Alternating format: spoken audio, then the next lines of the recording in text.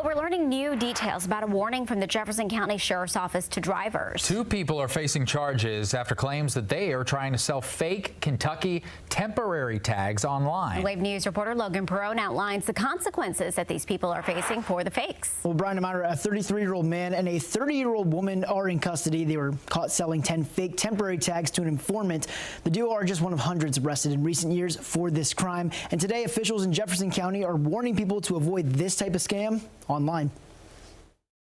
It's one of those things you're going to get caught eventually for. So. Jefferson County officials put fake vehicle tags on full display Monday after arrests made over the weekend. If you break this law, you will be prosecuted. Bancroft Police arrested 2 notaries, 30-year-old Joanne Smith and 33-year-old D'Angelo Thomas. Officials say they found them with several dozen fake tags and a notarized title for about $300 after selling to an informant. This is what a proper temporary tag should look like.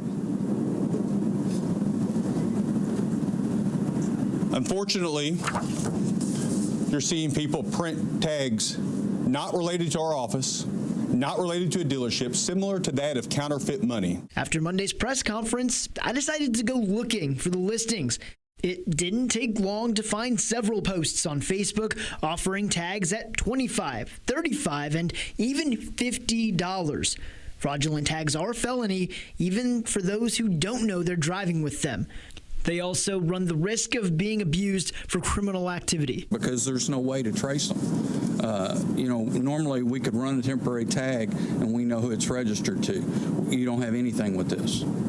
That's why it's a nice commodity to have, and it's the most illegal you can have. People can only get tags through licensed dealerships or, in some cases, the clerk's office. Officials with agencies across the county are encouraging people to avoid these online scams as they work to curb this type of crime. We're all trying to work to make it less likely that this can happen. Now, Smith and Thomas are both facing 71 counts of complicity to stealing, producing, copying, or illegally acquiring temporary tags. They're scheduled to appear in court on Wednesday morning. Logan Perone, Wave News. All right, thank you, Logan.